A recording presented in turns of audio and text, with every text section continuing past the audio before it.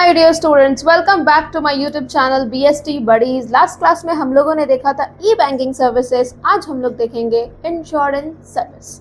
तो बिना देर किए हुए हम लोग स्टार्ट करते हैं। इंश्योरेंस सर्विसेज, सबसे पहले हम जानते हैं ना इंश्योरेंस क्या होता है। तो मैं आपको बताती हूँ। इंश्योरेंस एक कंपनी होती है, ठीक है। ये हमारी क्या है, इंश्योरेंस कंपनी है, इंश्योरेंस कंपनी। अब यहाँ पे एक इंडिविजुअल है, कौन है, एक इंडिविजुअल है, ठीक है। ये है इंडिविजुअल, ठीक है। तो इंश्योरेंस होता ये है कि इन दोनों के बीच में इंश्योरेंस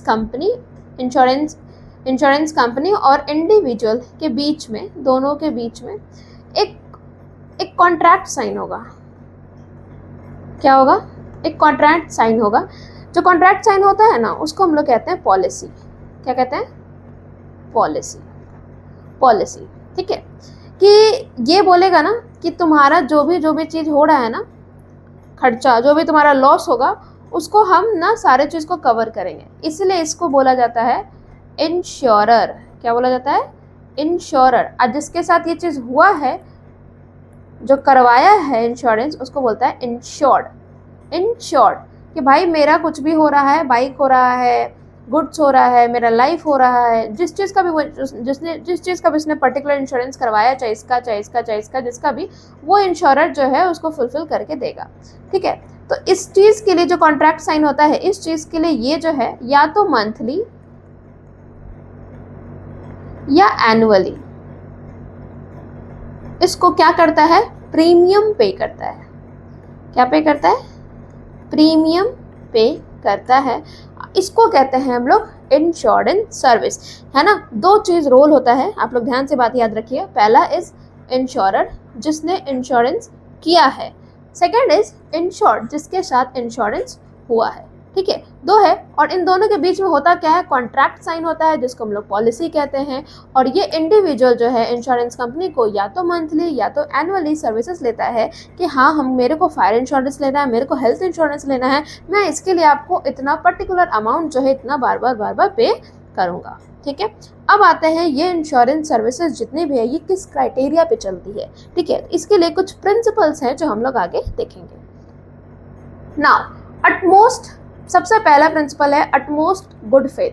अटमोस्ट गुड फेथ मतलब होता है कि इंश्योरेंस ना एक कॉन्ट्रैक्ट है, किसका, उबर माई फिदाई का। किसका, उबर माई फिदाई। इट मीन्स होता है कि बोथ जो इंश्योरर है और जो इंश्योर्ड हुआ है, उन दोनों को डिस्प्ले करना पड़ेगा गुड फेथ।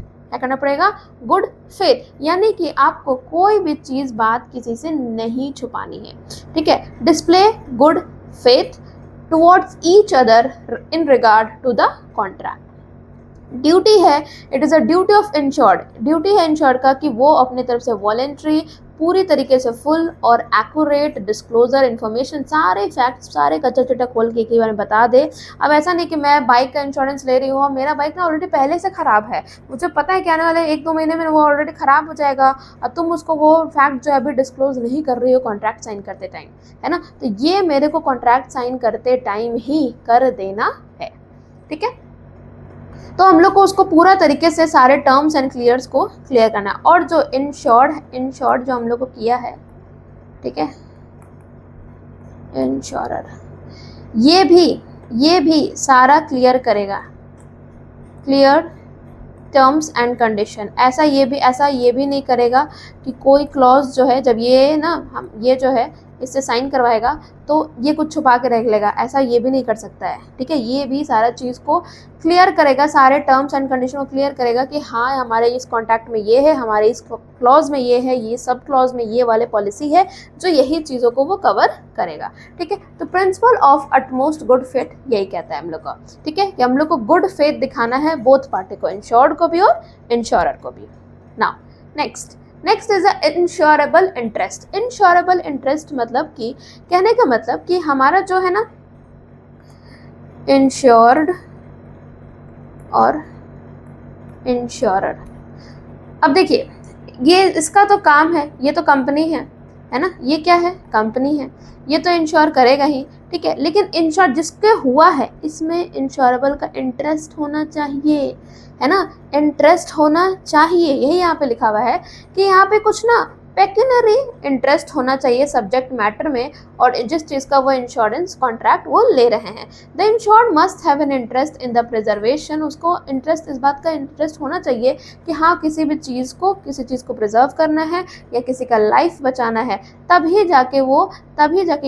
जाके वो इंश्योरेंस सर्विस लेगा, क्योंकि उसको पता है कि हम आगे जाके या फिर फाइनेंशियली सफ़र कर सकते हैं। तो आज हम ये कॉन्ट्रैक्ट ले लेंगे, आज हम ये पॉलिसी ले लेंगे, तो हम आगे जाके बच सकते हैं। तो उसका इंटरेस्ट होना ज़रूरी है, बिना उसके इंटरेस्ट के वो हो ही नहीं सकता है इंश्योरेंस, ठीक है ना। Next is indemnity. अब इंडेमनिटी आपको पता है क्या होता है? इंडेमनिटी होता है, इट मीन्स कि according to this the insurer undertake the put the insured in the event of loss at the same position that he occupied immediately before the happening of event insured against। कहने का मतलब कि suppose that कि मेरा एक godown है,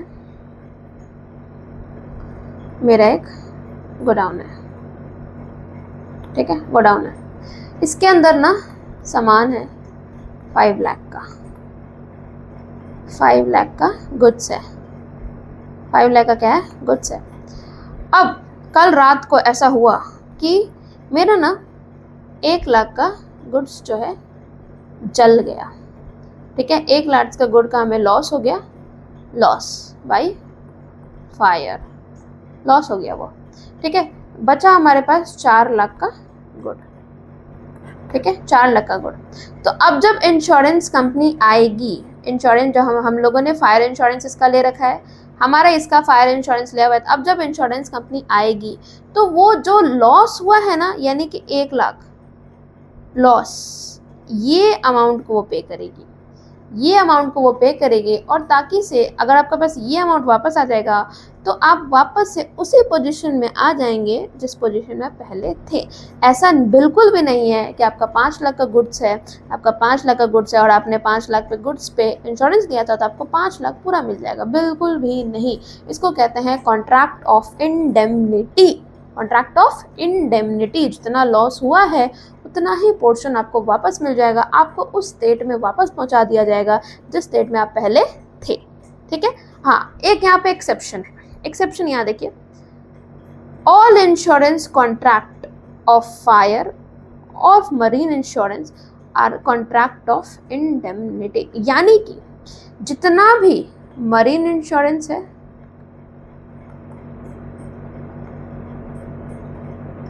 marine insurance है, fire insurance है, सिर्फ यही दोनों आएगा कॉन्ट्रैक्ट ऑफ इंडेमनिटी में। गलती से भी लाइफ इंश्योरेंस यहाँ पे नहीं आएगा, ये यहाँ पे गलती से भी नहीं आएगा। अब मैं बताती हूँ क्यों, इसका भी मैं रीज़न दे सकती हूँ। देखिए, सपोज दैट कि मेला लगा हुआ है, मेला में 2 लोग 3 लोग घूमने गए, ठीक है, ये भी गए, ये भी गया, ये भी गया, ठीक है। अब मेला में भगदड़ हुई और ये वाला आदमी ना मर गया, ठीक है, ये वाला आदमी मर गया, बचा कितना, 2, बचा कितना, अब सिर्फ 2 आदमी बच रहा है, ठीक है, सिर्फ ये और सिर्फ ये बच रहा है। तो क्या आप कॉन्ट्रैक्ट ऑफ इंडेमनिटी के हिसाब से, ये आदमी क्या वापस आ सकता है? नहीं ना।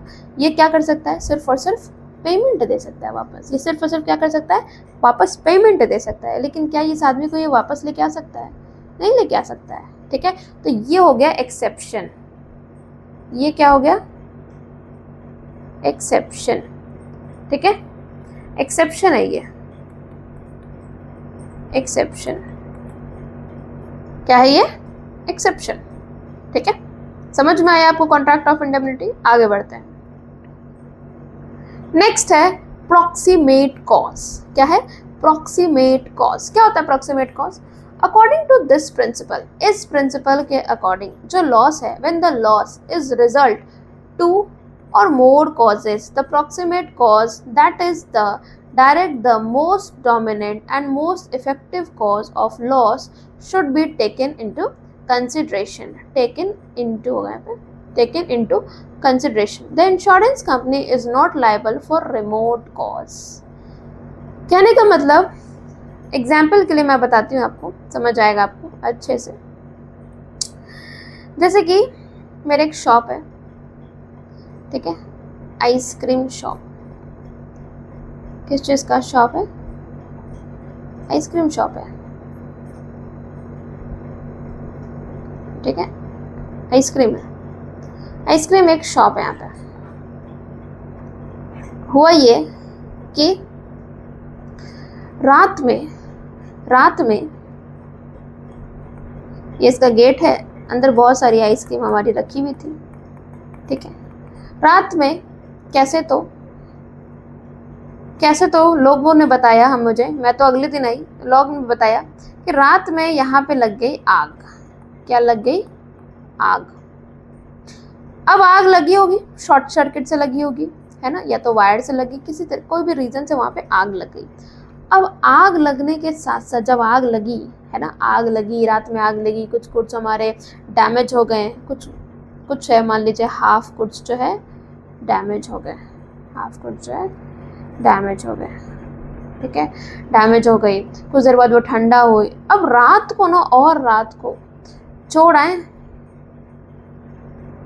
आए, देखें कि दुकान खाली है, टूटा फूटा पड़ा है ना, आग जली है।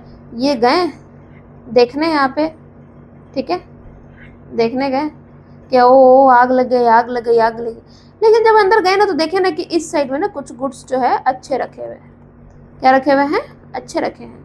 अब ये वापस आते टाइम क्या किए, उस गुड्स को ये लेते हुए आ गए कि चलो ना, कौन देख रहा है, हम लोग आइसक्रीम लेते हुए चलते हैं, आइसक्रीम लेते हुए चलते हैं। इन्होंने कुछ गुड्स को चुरा लिया। यानी कि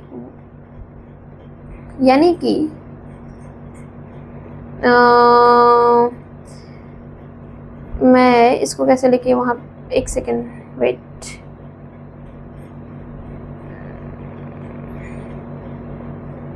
ओके। ये जो गुड्स है ना, चोरी हो गया, यानी कि हाफ गुड्स जो है हमारा लॉस बाय थेफ्ट। क्या हो गया? Loss by theft. तो लॉस बाय थेफ्ट हो गया। इट मीन्स अब जब इंश्योरेंस कंपनी आएगी, जब मैं आऊँगी अगले दिन अपने घर से, मैं जब अपने घर से आऊँगी, ठीक है, कल, तो जब मैं आऊँगी ना, तो मैं देख के शॉक कि ये क्या हो गया, ठीक है, ये क्या हो गया। तो अब मेरे को इंश्योरेंस कंपनी जो है ना, सिर्फ और सिर्फ ये फायर जो हाफ गुड्स जो हुआ है ना, सिर्फ उससे कि हुआ लॉस वो हमें लौटाएगी। ये जो थेफ्ट हुआ ना, अब ये इसके वजह से हो गया ना, क्योंकि फायर हुआ इसलिए ये हुआ, ये नहीं होता तो ये भी नहीं होता, है ना, तो इसके वजह से ये हुआ, ठीक है, इसके वजह से ये वाला चीज़ हुआ। तो अगर फायर नहीं होती तो ये हमारे लॉस बाय थेफ्ट भी नहीं होती। तो ये जो है ना, ये हमारा मेन कॉज है। ये क्या है? Main cause. ये जो है ना रिमोट कॉज है। क्या है? रिमोट कॉज, जो हमें नहीं मिलेगा, वही कहती है हमारी proximate cause. Now next is subrogation मतलब कि after the insured is compensated for the loss, damage of property is insured by him और the right of ownership such property passes to the insurer. देखिए ये क्या कहना चाहता है, ये यहाँ पे ये कहना चाह रहा है कि सपोज दैट मेरे पास ना, मैं एक स्कूटी चलाती हूँ, ठीक है, मेरे पास एक स्कूटी है, मेरे पास क्या है? एक स्कूटी है। अब स्कूटी तो मेरे को बनानी नहीं आती है, बट मैं फिर भी ट्राई करती हूँ। नहीं, ये तो स्कूटी कहीं से नहीं लग रहा है, गाइस, ठीक है, कोई बात नहीं, समझ लीजिए कि यहाँ पे एक स्कूटी है, ठीक है, यहाँ पे एक स्कूटी है। अब सपोज दैट कि वो जो स्कूटी है, वो स्कूटी का ना मेरे को शीशा जो आगे का जो हेडलाइट है ना, हेडलाइट वो फूट गया। तो मैं इंश्योरेंस के पास गई, उसने मुझे पैसे दिए और मेरे को न्यू हेडलाइट मिल गया। न्यू वाला हेडलाइट वो मुझे को लगा के दिया। अब उससे ना बहुत अच्छा रोशनी दे रहा है, एकदम मस्त रोशनी दे रहा है। लेकिन इसका मतलब ये नहीं कि जो ओल्ड हेडलाइट जो था वो मैं ना बेचूंगी, सेल करूंगी और उसे मैं प्रॉफिट बना लूंगी। बिल्कुल भी नहीं। अगर इंश्योरेंस हमें दे रही है, इंश्योरेंस कंपनी हमें न्यू हेडलाइट दे रही है, तो पुराने वाले चीज़ों का जो ख़राब हो चुका है उसका ओनरशिप पास हो जाएगा। किसको? इंश्योरेंस कंपनी को। किसको? इंश्योरेंस कंपनी को। वही यहाँ पे लिखा हुआ है कि प्रॉपर्टी इंश्योर्ड बाय जो हिम या हर ओनरशिप जो property pass is to the insurer. Now next is contribution. ये बहुत ही अच्छा है। कंट्रीब्यूशन, पता है आपको कंट्रीब्यूशन क्या होता है? मैं कलर चेंज करती हूँ। कंट्रीब्यूशन होता है, अब सपोज दैट कि मेरे पास कार है, ठीक है, कार है। अब जो कई कार है, मैंने इसका ना इंश्योरेंस ले रखा है, अब ये मेरे पास ना मान लीजिए 5 लाख का है, 5 लाख का है। मैंने काम किया ना, एक इंश्योरेंस कंपनी है यहाँ पे, कंपनी ए, एक इंश्योरेंस कंपनी है, इंश्योरेंस कंपनी बी। मैं क्या की, चालाक बनकर मैंने किया ना कि मैंने ना 2.5 लाख का इंश्योरेंस यहाँ से ले लिया और 2.5 लाख का इंश्योरेंस यहाँ से ले लिया, ठीक है। 2.5 लाख का इंश्योरेंस यहाँ से ले लिया और 2.5 लाख का इंश्योरेंस यहाँ से ले लिया, ठीक है। अब जब 2.5 लाख का इंश्योरेंस डाली, यानी कि मैंने सोचा कि वाह, अब जब भी गाड़ी खराब होगा तो मैं यहाँ से भी ले लूँगा और यहाँ से भी ले लूँगा, है ना, और मुझे मेरे पूरे 5 लाख मिल जाएंगे, ऐसा मैं सोची। लेकिन बिल्कुल भी नहीं। इंश्योरेंस कंपनी में क्या कर रखा है? इंश्योरेंस कंपनी में आता है प्रिंसिपल ऑफ कंट्रीब्यूशन। अगर इंश्योर्ड ऐसे किया है कि वो मल्टीपल कंपनी से इंश्योरेंस ले रखा है, तो सारे कंपनी आपस में मिल जाएंगी और वो दोनों 2 या 3 या 4 या 5 सारे मिलके कंट्रीब्यूट करके मेरे का जितना डैमेज हुआ है वो उतना देंगे। सपोज दैट मेरे का डैमेज 1 लाख का हुआ है, तो मुझे 50,000 इधर से भी आएगा, 50,000 और 50,000 इधर से भी आएगा। लेकिन ऐसा नहीं हो सकता है कि मेरे को 1 लाख इधर से मिल जाए, मेरे को 1 लाख इधर से मिल जाए, बिल्कुल भी नहीं। वो कंपनी बुद्धू थोड़ी है, ठीक है। तो यही यहाँ पे लिखा हुआ है, as per the principle right of insurance who has played claim under the insurance to call upon the liable insurance to contribute for the loss of payment. It implies in the case of double insurance, the insurers are share in the loss of proportion में मिलेगा हम लोग को, ठीक है। proportion amount मिल जाएगा दोनों company से, 2 कंपनी या 3 कंपनी या 4 कंपनी, जैसे भी हम लोगों ने ले रखा है, ठीक है ना। Next is mitigation. सबसे इंटरेस्टिंग प्रिंसिपल है ये, पता है आपको? कॉन्ट्रैक्ट ऑफ मिटिगेशन मतलब क्या होता है? अब मेरे पास फिर से वही सेम कार है, ठीक है, कार है, ठीक है, रखी हुई है मस्त, रात में पार्क है कार अपनी जगह पे, ठीक है। अब कार जो है ना, रात में पार्क किया हुआ है, तो रात में मैं देख रही हूँ, यहाँ पे खड़ी हूँ मैं देख रही हूँ और देख के मुस्कुरा रही हूँ। रात में हुआ ये कि इसमें लग गई आग। क्या लग गई? आग। ये जल रही है और मैं मस्त आराम से यहाँ पे हंस रही हूँ, मैं मस्त यहाँ पे बैठी हूँ। क्या ठीक है, चलो, मेरे पास इंश्योरेंस तो है ही ना, मैं अगले दिन जाके इंश्योरेंस ले लूँगी। लेकिन बिल्कुल भी नहीं। You have to take